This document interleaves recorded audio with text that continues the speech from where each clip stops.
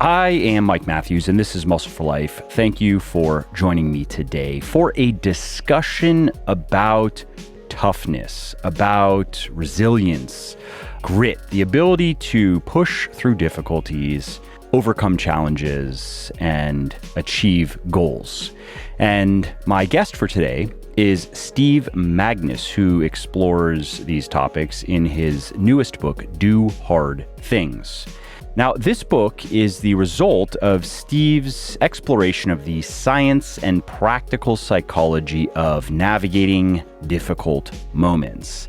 And gritting your teeth and pushing through the pain is not always the best approach. Yes, sometimes that is what we have to do. Sometimes there is no other way, but often there are other strategies we can use to not only get better results, but get them at a lower personal cost, I guess you could say. And in case you are not familiar with Steve, he is a performance scientist and expert who works with Olympic athletes and high-level executives. And Steve is also the author of several books, including Peak Performance, which I reviewed some time ago here on the podcast. I really liked the book and shared it in a book club episode. Steve has also written a book called The Passion Paradox, as well as The Science of Running. And he's been on the podcast before. And so I was excited to have him back on to talk about his newest book, Do Hard Things, and some of the material in the book, including how we sabotage ourselves by misinterpreting physiological signals and through negative self-talk, and what we can do to counter these unhealthy habits. Steve also talks about cultivating inner strength and how doing hard things the right way helps accomplish that. Steve and I also talk about the importance of balancing doing hard things with recovering, and that applies to both the body and the mind and more. Before we get to it, if you like what I'm doing here on the podcast, and if you want to hear my musings on mastering the inner game of getting fit so you can reach your fitness goals faster, check out my book, The Little Black Book of Workout Motivation. In it, I share wisdom and insights from hundreds of scientific studies and scores of legendary artists, authors, entrepreneurs, philosophers, generals, and conquerors, as well as my own biggest aha moments that have helped me overcome the things that were most holding me back. Here's a little sneak peek of what you'll find inside. The easiest way to instantly increase your willpower and self-control in any situation, no matter how you feel in the moment. 3 science-based psychological tricks you can use to stay strong during moments of temptation. A simple 10-minute technique for beating procrastination and skyrocketing productivity. How to stop telling yourself, I'll be happy when, and find immediate joy and satisfaction right where you are. The 40% rule that Navy SEALs use to dig deep and screw up their courage when they need it most, and more.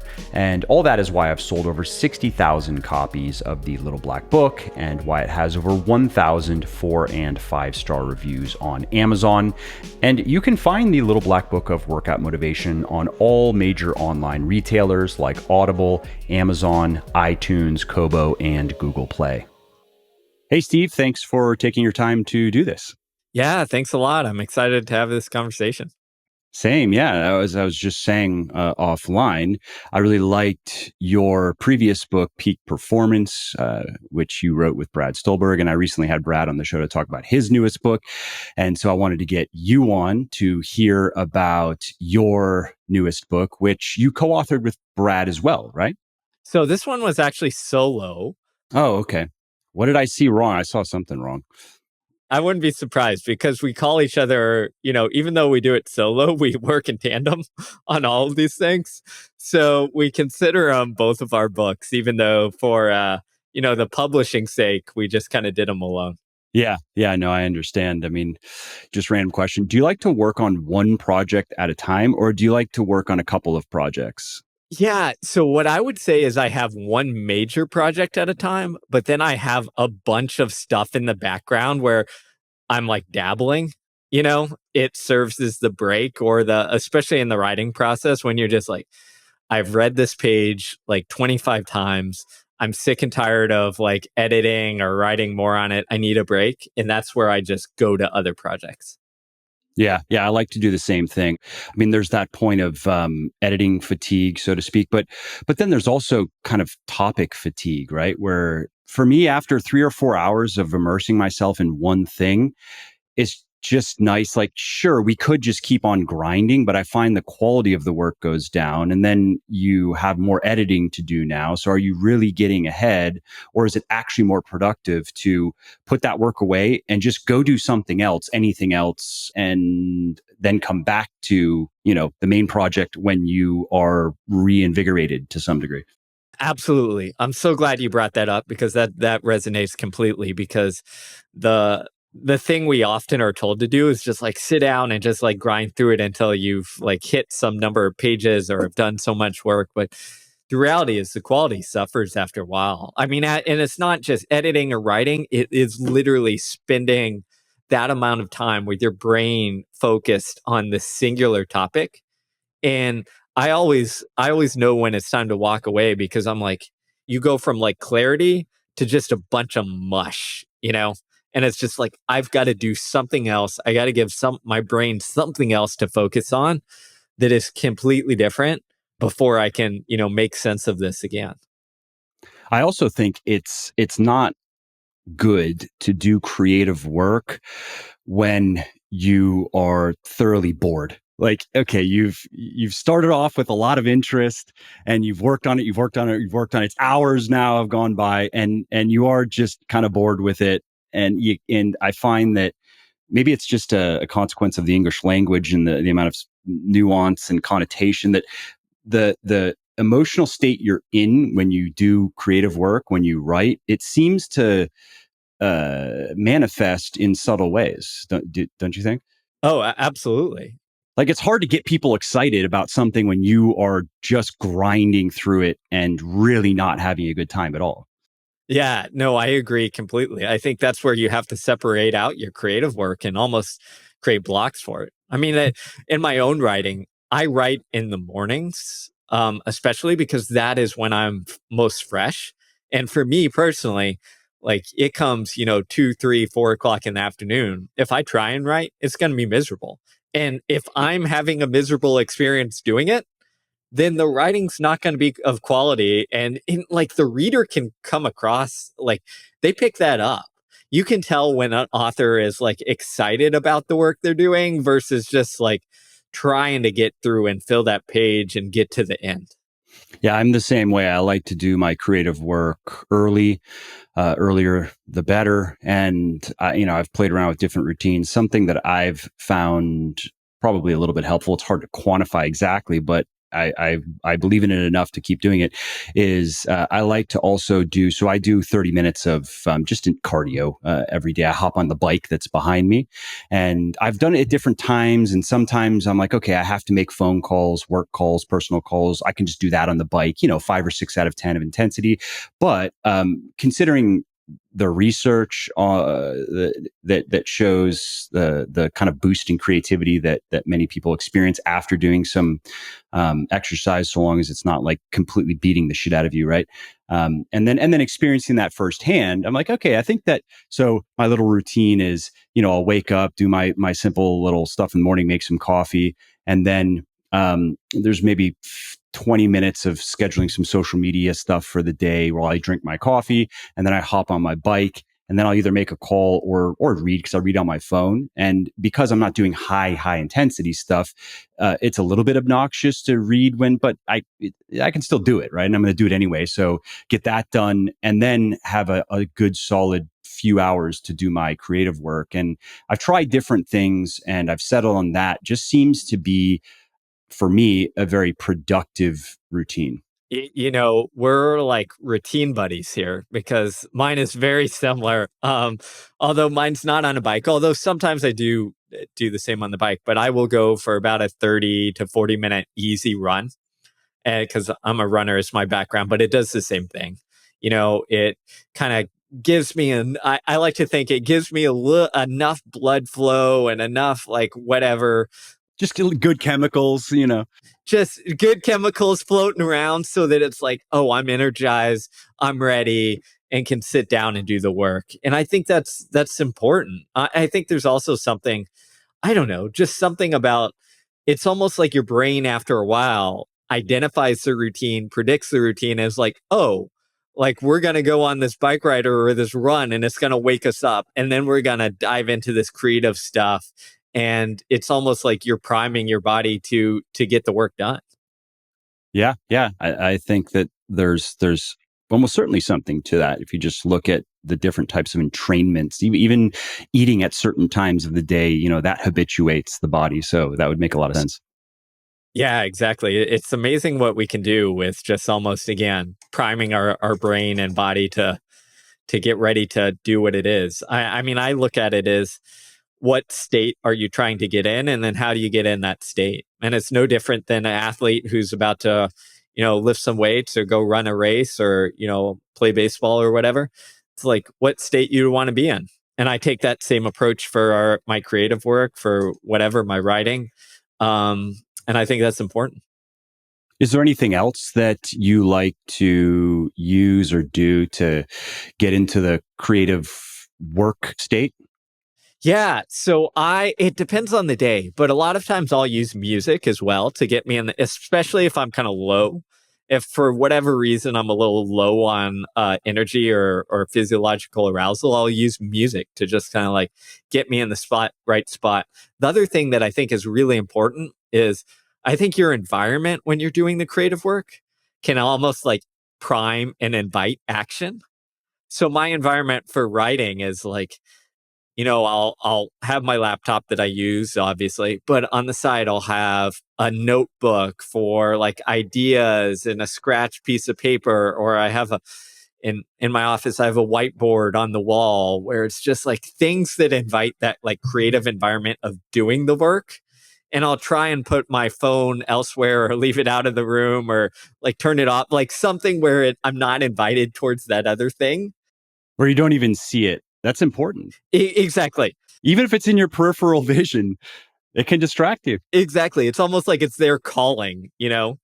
especially when things start to get difficult. You know, you're trying to work something out mentally. That's when there's just something in us, right, that wants to kind of rabbit, just wants to go off to the phone, go off to social media.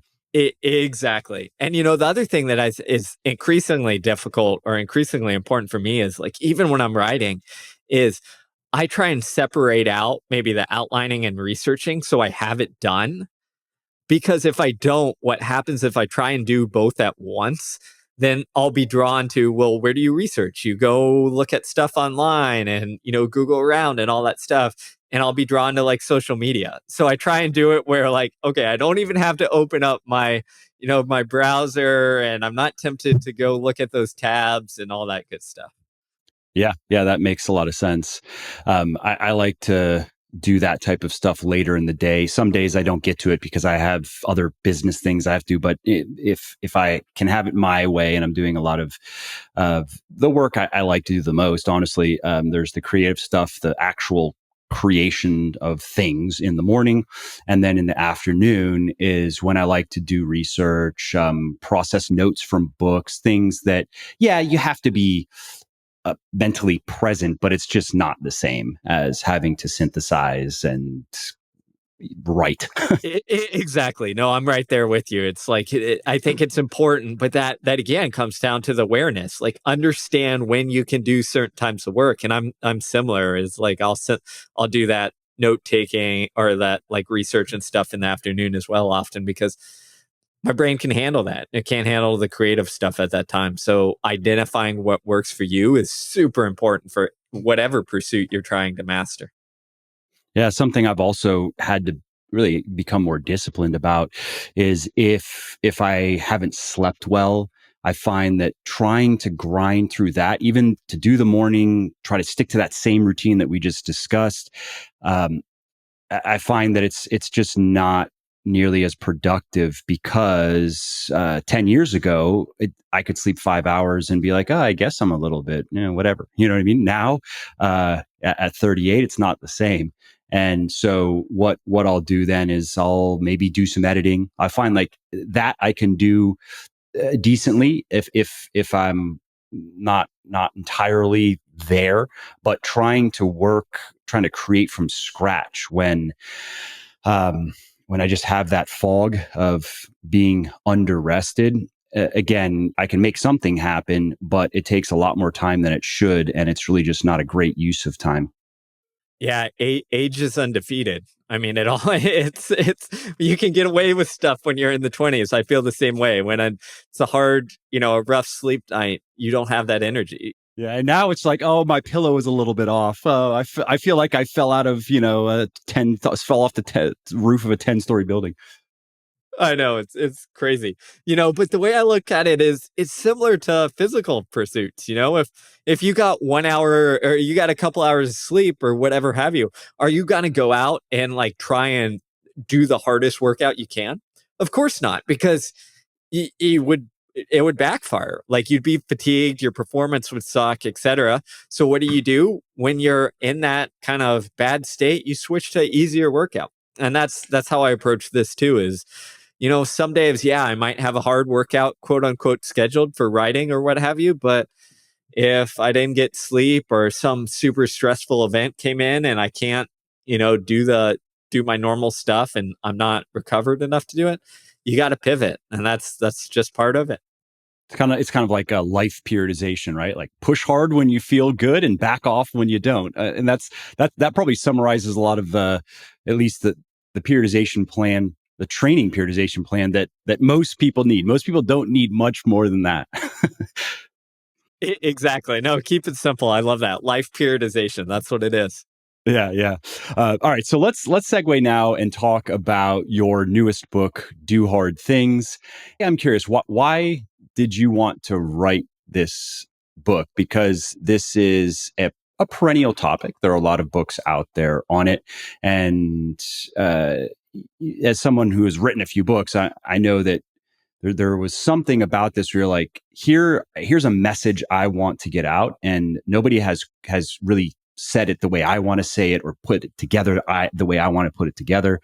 So I'm curious, what was that for you? Yeah, you're spot on. And really, it was a culmination of a couple different things. Mostly, all the books we write are deeply personal to us. Like they're things we're struggling with or wrestling with ourselves. And I think in this one, I was seeing a lot of athletes I was working with. Was watching a lot of coaches, etc. Kind of fall into these traps of what I'd call like old school toughness is, which is like, oh, like put your head down, grind through everything. And in particularly the coaching world, I'd see people, I'd see really good coaches and to be talking to them and they'd see an athlete underperform and they'd just be like, they're not tough enough. And then they'd be like, kind of like, oh, they're a head case. And to me, whenever we label someone as that, it's like, okay, maybe that's true. Maybe it isn't. But then what's the so what? Like, how do you help them get through this spot? It's not just shrugging our shoulders and being like, you're not tough enough. Like, how do you help develop that mental skill and that skill set? And that's really, again, my books are aimed at problem solving. So I'm like, well, what does that really mean? And do we have the right conceptualization of what it means to be tough, resilient, gritty, etc.? And that's why I started down this path is I wanted to explore that to a deeper level and also branch out where it's like, yes, sport, but I want to venture out way farther than that. How do we handle things in life? How do people handle difficult challenges and get on the other side of them? And then, of course, the reason you wrote the book is you concluded, all right, we've been thinking about toughness incorrectly, or there are some myths out there that just won't go away, right? Yeah, exactly. And that's what it is. Like it's like anytime you see something that pops up over and over and you're like, oh, these are these myths that are just ingrained in our society.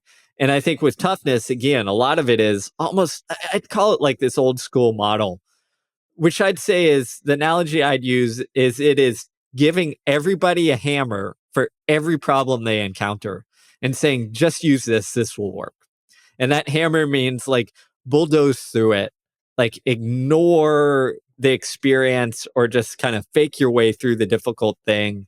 Um, for coaches and leaders, it means leading by control, power, or being an authoritarian, like a dictator. And that's how you develop toughness. And those things might work sometimes in some situations, but what you often see and what the research backs up is that you need a diversity of tools in your toolkit in order to handle life's challenges. So instead of just saying, hey, here's the hammer, let's go bulldoze through things or knock things down, like let's give people and develop the skills to be able to handle challenges and adversity and to, do difficult things in their life. And what are some of those tools? Okay, the hammer's one of them, and we've all probably used it now and then. There's something in us that admires people who have a big hammer, and maybe that's even biological in nature and won't change. But what are some of these other tools? Yeah. So some of it is as well as instead of just using the hammer is like learning to sit with and embrace the feeling of discomfort, right? Which is instead of seeing it as something to resist, to fight back against, oftentimes you can almost navigate the stress better if you learn to say, you know what? I'm just gonna like experience this. And by experiencing it, you're just kind of taking the power away from it. A couple other tools that, I discuss in the book is not ignoring your emotions, but learning how to speak their language. And the example I like to give here is one from athletics, which is in sport, we often are forced to understand the nuance of the feelings and emotions we experience. Think of pain or fatigue, right? When you first got started and when you first start working with an athlete, oftentimes they feel a little bit of pain and they think, oh my gosh, I'm injured or I'm hurt or this soreness means that I shouldn't train anymore. When in reality, you're just like, no, this is just the part of the process of like, breaking down and getting better. They don't have the understanding to split apart pain versus injury.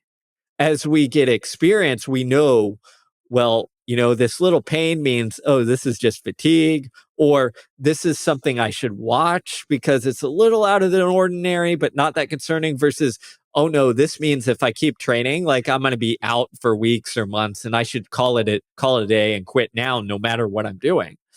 And the same thing applies for just about every emotion we or feeling we experience, from happiness to sadness to loneliness to all of them. The research is very clear: is if we can split apart and understand the nuance, then we can deal with the thing better.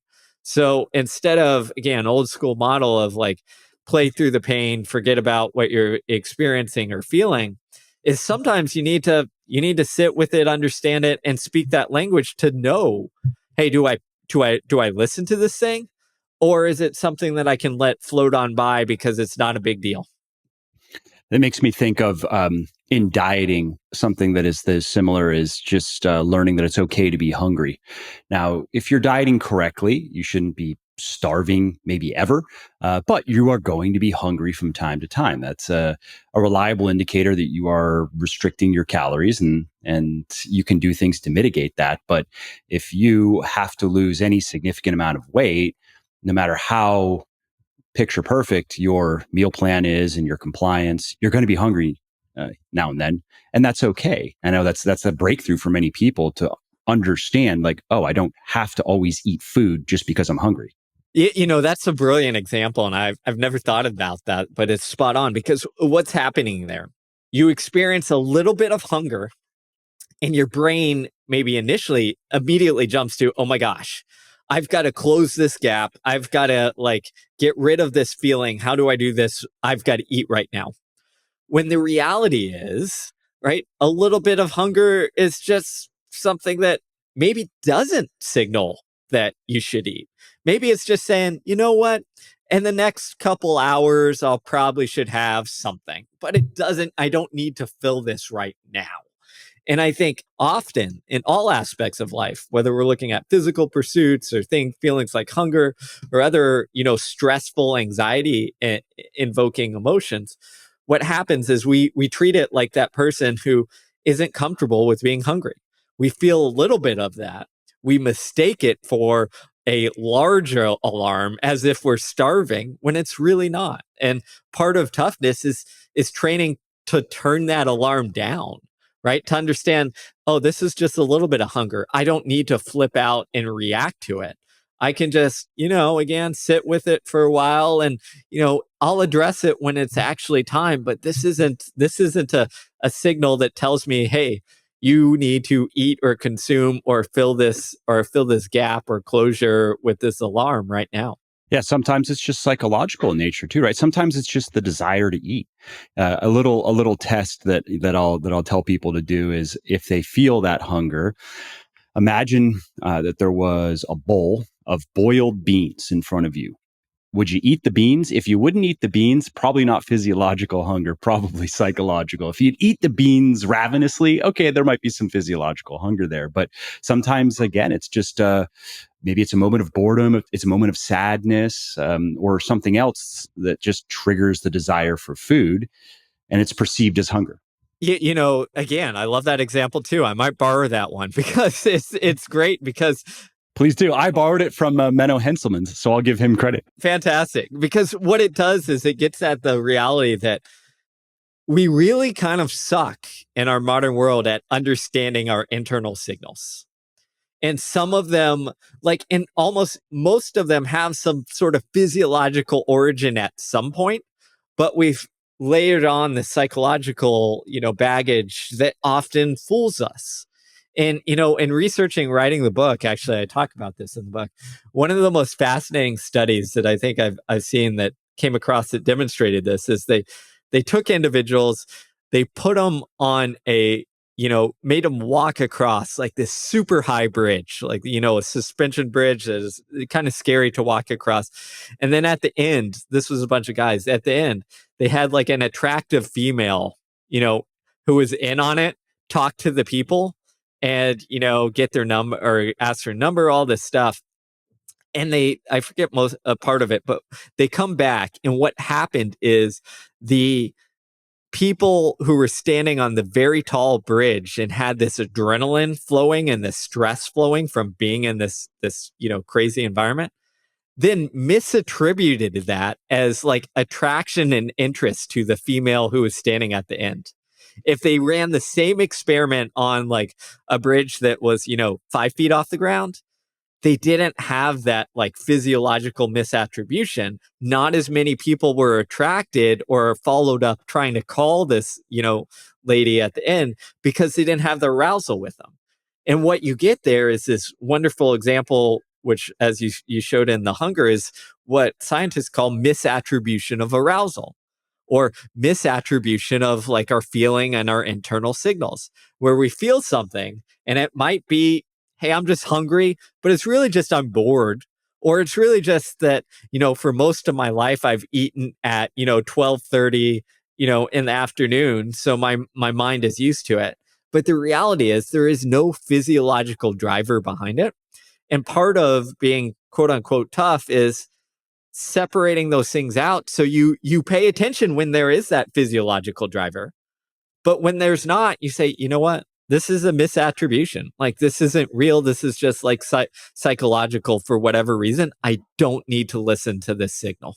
That makes me think of something that was in Peak Performance, if I remember correctly. And I'm just paraphrasing what I remember, but it was basically you and Brad were explaining that elite athletes use positive self-talk when they are training hard and okay, it's starting to hurt now, and to help them just control their response to the stimulus. Do you remember what I'm referring to? Yeah, absolutely. I mean, and that's what you're doing is actually the way you use, and I go deeper into that research and do hard things, which is your self-talk can manipulate how you respond to whatever stressor or stimulus there is. Because it's essentially your body's way of communicating and then assigning attention and value to the thing, whatever it is, right? So let me, as an example, if I'm out playing golf, for example, and I'm really stressed, if my self talk is all around like, oh, you're anxious, calm down, you know, oh, don't hit it, don't hit the ball, in the water trap. What happens? You hit it in the water. Why? Because you're literally, your self-talk is commanding your brain to pay attention to the stress, to pay attention to the water. So that's where things go.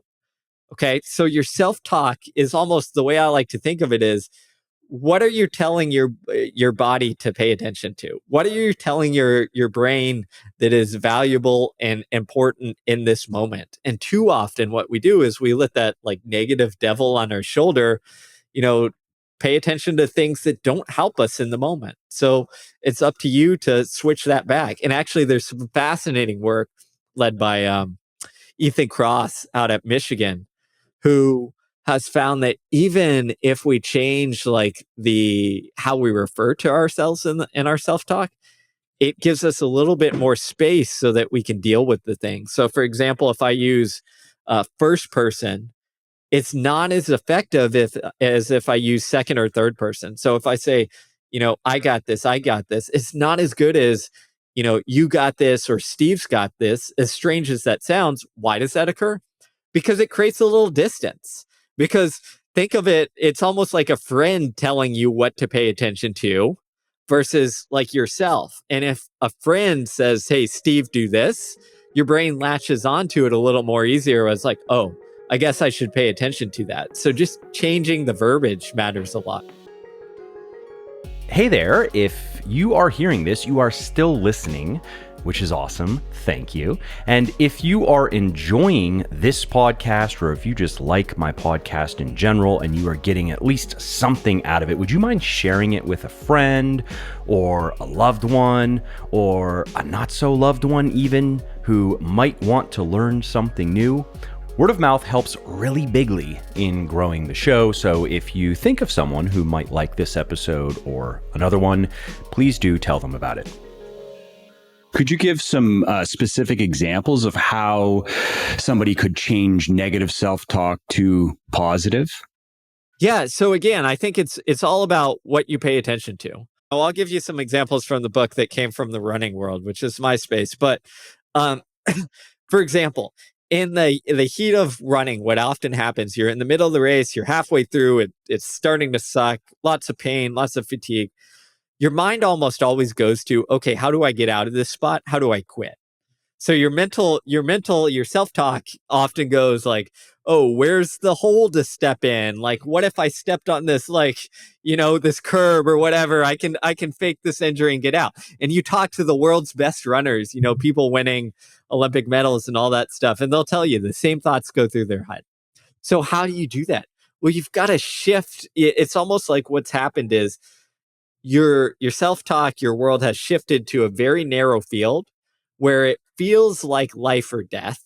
Okay. It feels like, oh, if I don't quit, I'm going to die, or this pain is going to injure me in some way. So you've got to zoom out. You can do that again through ways that I just talked about, shifting your self-talk from, hey, I can get to the next mile, to Steve, focus on X, Y, and Z, or Steve, get to the next turn, get to, 400 meters in, the next lap, or whatever have you. Because when you break it down and create distance, it focuses you not on, oh my gosh, I'm only halfway through, but, oh, I just have to make it to this next point. I have to make it to this next moment.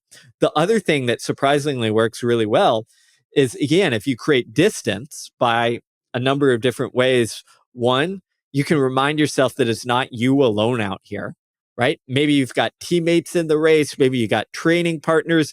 Maybe you're doing this for something that is greater than you, right? Maybe you signed up for this race because you were raising money for some charity or what have you. Reminding yourself of that and your self-talk shifts you from the suffering narrow into the broader perspective as well. And then the last thing that really works actually surprisingly well, or I'll give you two more things, is one, you can also go from inner dialogue to outer dialogue. So talking to yourself out loud, surprisingly, actually has the same kind of distancing effect.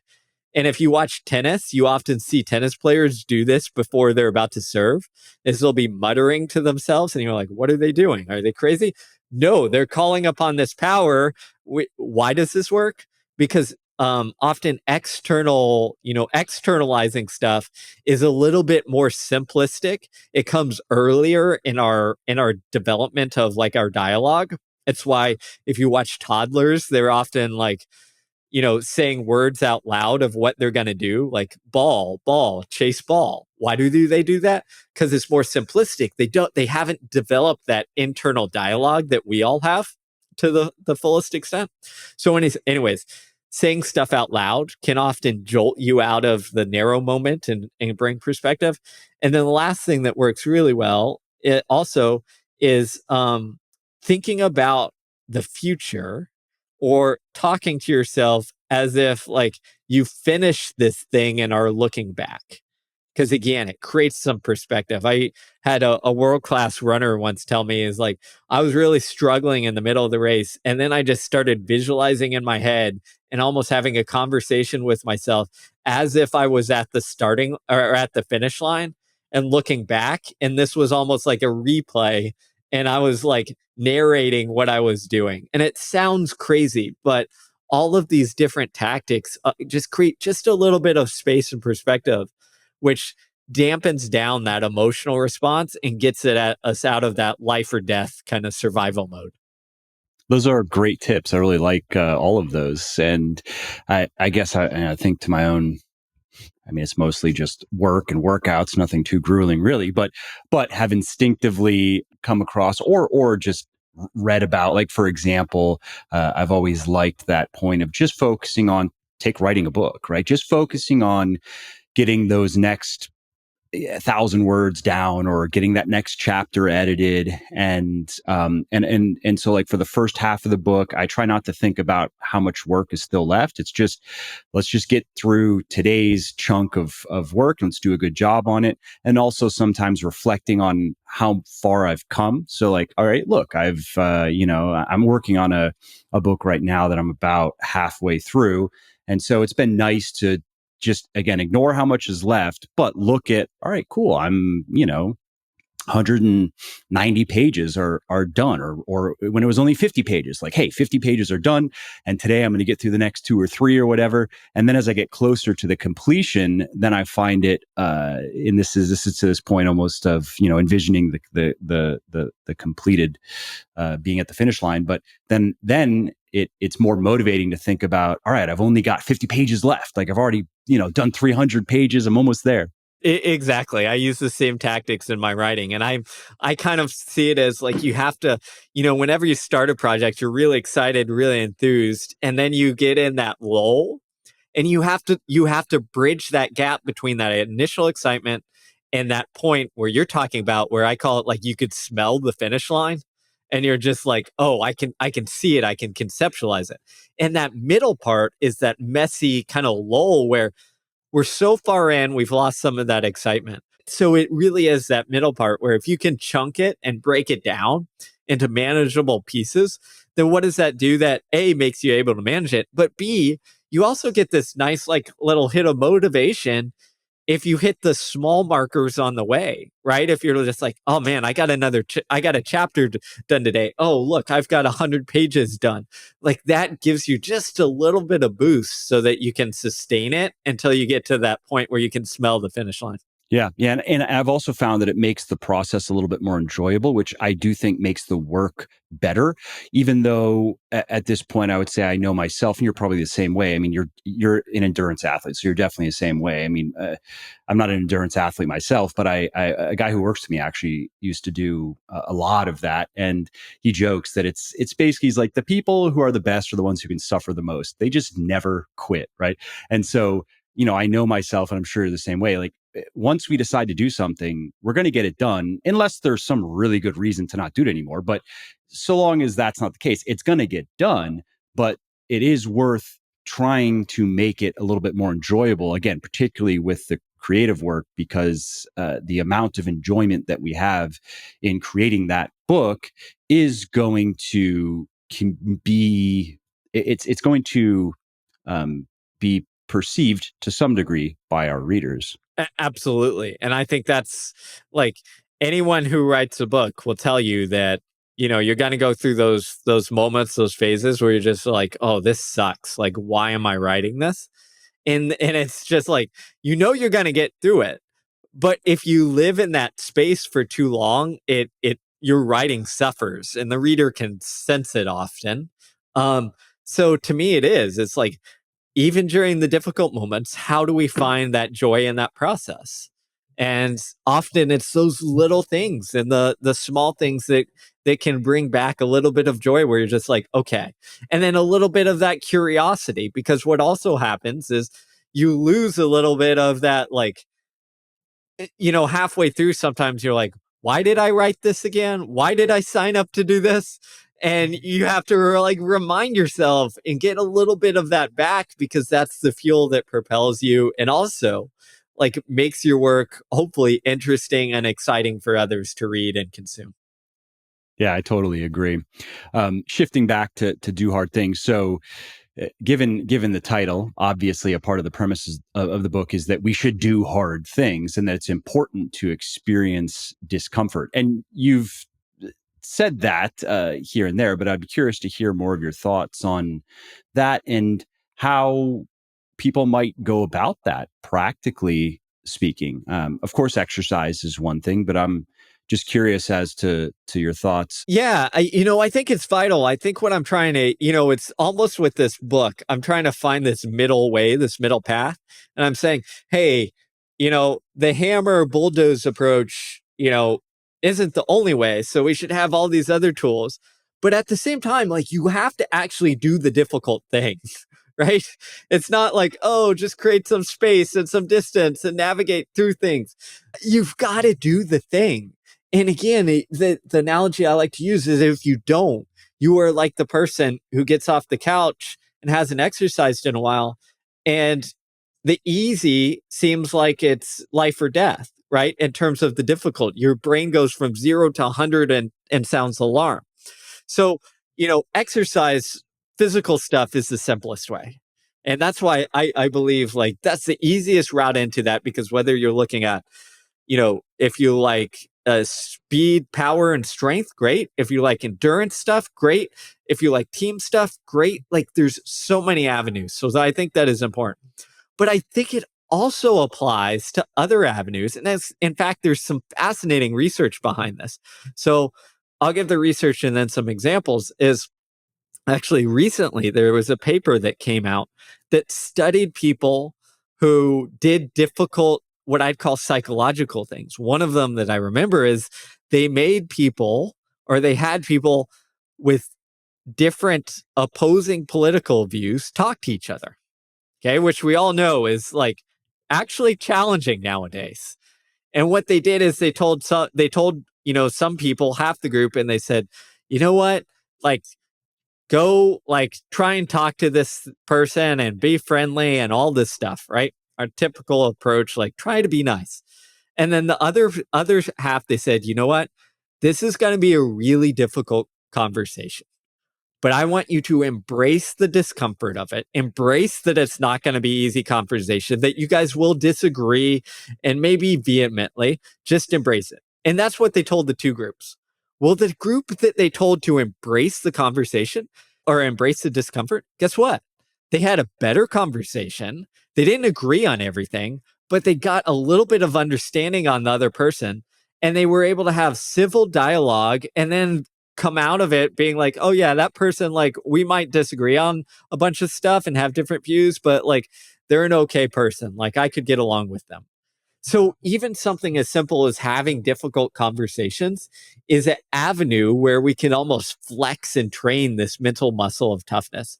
So the way I like to think of it, okay, what does that mean? Should I just have difficult conversations? No, I want you to think of anything that brings a little bit of discomfort, that brings a little bit of anxiety, that brings that urge to say, you know what, I don't want to do this. I want to do something else. That's a moment where you can train this ability, and you should go towards this discomfort. Even as something as simple, I'll give you another very practical example, using your phone. So what happens when, I don't know, maybe we're standing in line at the airport waiting to go through security?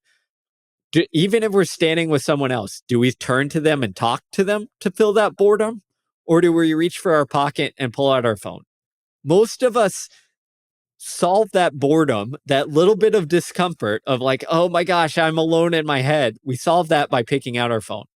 Well, instead of doing that, like, don't reach for the phone. Like, figure out how to navigate that urge or sit with that boredom and be like, you know what, I'm going to be alone in my head, or I'm going to talk to this other person and fill this space instead of like giving in to picking up my phone. And what are your thoughts on balancing doing hard things and because I mean there are many opportunities now. I'm sure people listening can think of really they could fill their days with difficult things. We all can if we wanted to. And what are your thoughts on balancing that with the need for recovery, so to speak, or relaxation, or times when maybe we should stop forcing ourselves to do difficult things and maybe we should do something that's easy?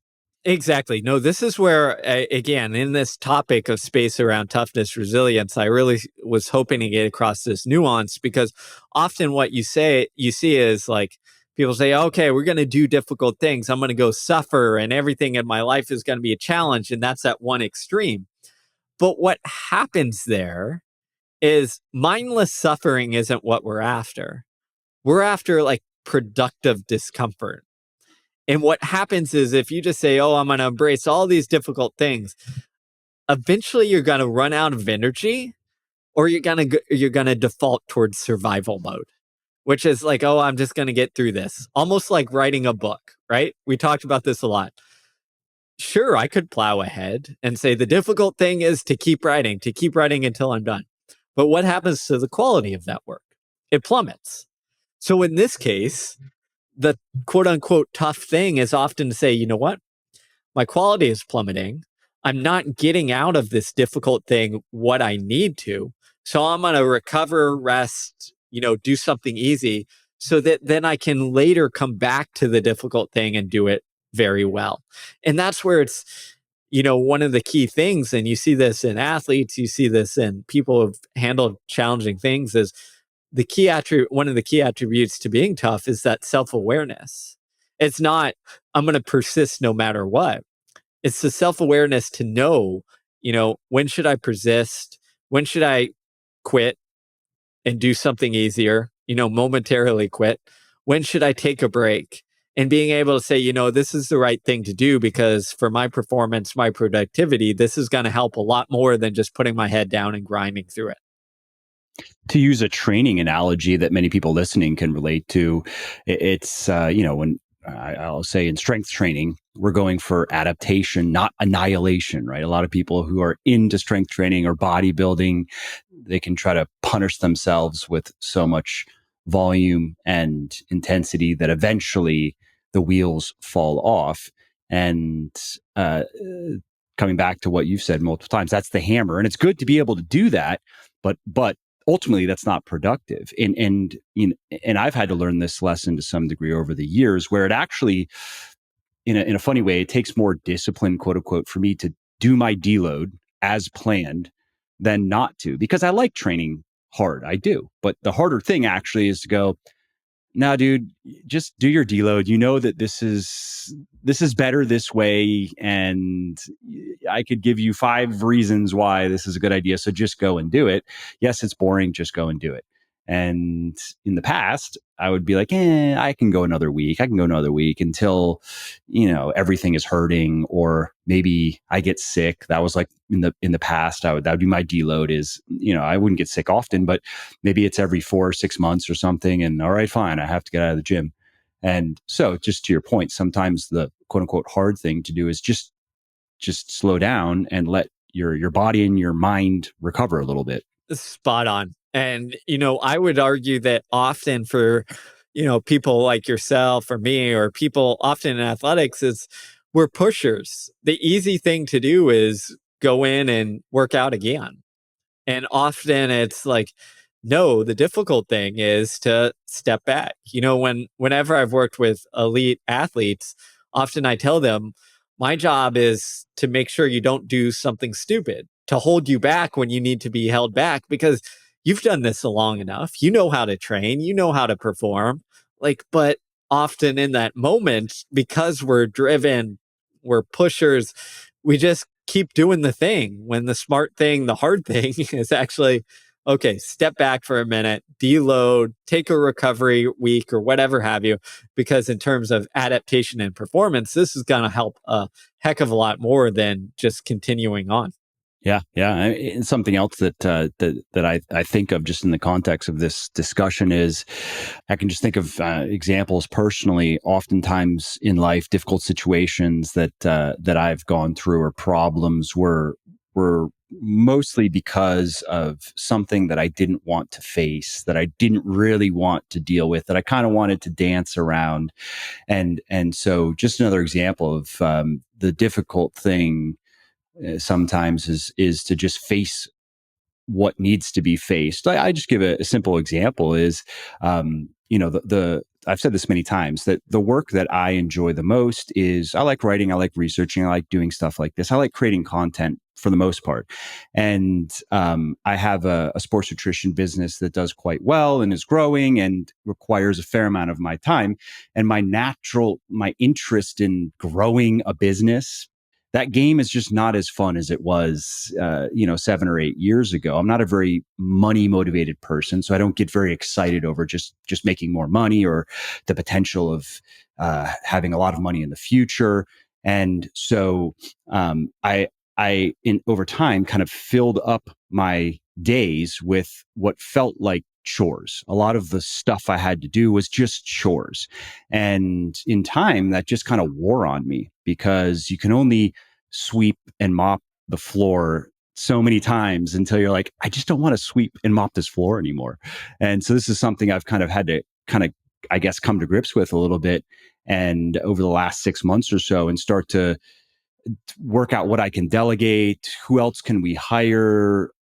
It's not a great idea for me to just keep doing the chores every day, all day, when emotionally, I'm ranging between antagonism and boredom. Like, just not a great way to live. You know what I mean? Even though some people could say you're so ungrateful, your business is doing so well, the money, da da da. That no, it just doesn't work for me. And so random anecdote, but just popped in my mind. No, I think that's spot on. And it comes down to even your motivation. You got to know what makes you tick and what fills your bucket. Because, of course, we're going to have to do things that, drag us down or take away from us. But if we don't have enough of the things that fill our bucket to make us feel alive, it's that experience of fun or joy or what have you. You have to have those moments. And if you don't, it's a recipe for burnout or long-term disaster. So like that's important. And the other thing that I think is important here that you mentioned, and I'd agree with this completely, is those things or our tolerance for the chores will change over time. Right? When we're young or early on, often it's like, okay, I'm just gonna hustle and do all these things and it's not a big deal and all that stuff. But if you've been doing that for 5, 6, 7 years, the enjoyment of that process starts to fade and your interests and curiosities are elsewhere. So we have to shift our workload and our priorities often as we age and develop, or as our interests shift as well. And sometimes that is hard to do, or there's just resistance because it's easier to just keep doing what we've always done. At least I've experienced that for a long time. It was easier to just keep doing the chores and deal with the emotional baggage or to ignore it or whatever. But it occurred to me eventually, like, all right, this is probably not a great way to live. It's probably not a great setup for me to basically have no fun in my work or very little fun because of all the chores that I'm doing every day. And that negativity starts to feed on itself. And I probably should do something about this. Yeah, and that actually gets to one of the important things I talk about in the book on toughness, which I've mentioned, but it's sometimes the toughest thing, as we talked about, is to quit doing things because you just get stuck. Like it's easy, it's working. You can just keep doing it. Exactly. It's like, hey, I'm successful at this. Hey, the outer world is telling me like you're really good at this, or this is what I'm known for, or this is what my business has always been around. So the hard decision sometimes in that moment is to quit doing that thing or to lower its priority. But often, as I said, if that's what reflects your interests, your values, your curiosities, your path forward, then that might be the tough but smart thing to do. So it's really having that self awareness to kind of wrestle with and reflect on that instead of just being like, this is the way it's always been. This is the way I've always done it. I'm just going to keep, putting my head down and doing the same thing. Or putting it off, just kind of kicking the can down the road, right? Like, well, I can go for another week or month or a year and worry about this later. Sometimes that's appropriate, and it depends on the circumstances. But again, just speaking to myself and my circumstances, I did that for some time, and eventually, again, I was like, all right, it's time to actually like come to a real resolution, because I would really like to have more of the experience that I had, in the beginning. But in the beginning, just to your point, it was new. The business was growing very quickly. And just that alone was fun because it was a new experience. But in time, the logistics of just running and building a business became, maybe it's just hedonic adaptation or whatever, but maybe it's also my personality. You're probably similar in that. This is probably one of the reasons why you write books is you get very interested in certain things and you go all in on it. And then eventually, though, you've had your fill and it's time to move on to something else.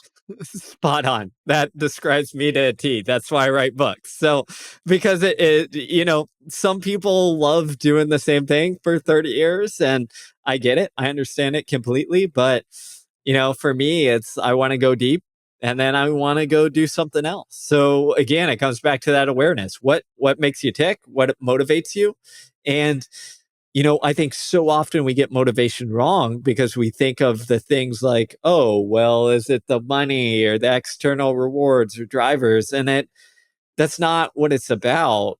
To me, it's about like what are the internal drivers and knowing yourself and what brings you some of that joy or that excitement in your life, or the things that make you kind of feel alive when you do them or complete them. And for me, it's exploring ideas. So that means, every couple of years, I'm going to change topics or change ideas. And that's fine. Like, that's just something that I enjoy versus spending, again, 30, 40 years going deep on one topic. Yeah, I'm the same way, and it's actually taken discipline for me to just stay in the boundaries of health and fitness, because as much as I like this stuff, I do have many other interests, and I would like to pursue them, but I'm keeping myself in my lane, so to speak, for now for various reasons. But I definitely plan in the future to not step away from health and fitness, but I really would like to be able to take a portion of time and explore other things that I'm interested in and would love to research and write about. But I'm delaying my gratification there for now. I love it. No, the way I like to look at it is like you go through phases of exploration and deep dives, and how you structure that. There's actually some fascinating research behind that too, that often finds that breakthroughs are when people cycle through this kind of explore deep dive, instead of just like always deep dive specialization, et cetera, et cetera. Yeah. I mean, that makes sense just from even the perspective of synthesis, right? And being able to make connections that other people haven't made, and from there can come breakthroughs. Exactly. Spot on. Well, this was a great interview. I really enjoyed it. And is there anything that you have kind of still kicking around your head that we haven't covered yet that you think we should touch on before we wrap up? No, I mean, this was fascinating. I love it because it was a natural conversation where almost like each of us have just talked about, we were able to kind of like dabble and explore and bounce around, and that made it a lot of fun. Yeah, I really enjoyed it as well. And so then why don't we just wrap up and let's let people know where they can find you and find your work. Of course, the book, Do Hard Things, is available everywhere, wherever you like to buy books. But if there's anything else you want people to know about, let's tell them that too. Yeah, you can find me on social media at Steve Magness, and then my website, stevemagness.com. Great. And awesome. Well, thanks again for doing this. And maybe when you're on to your next project, we could line up another interview. That'd be fun. That sounds fantastic. This was a lot of fun. Thanks a lot, Mike. Well, I hope you liked this episode. I hope you found it helpful. And if you did, subscribe to the show because it makes sure that you don't miss new episodes. And it also helps me because it increases the rankings of the show a little bit, which of course then makes it a little bit more easily found by other people who may like it just as much as you.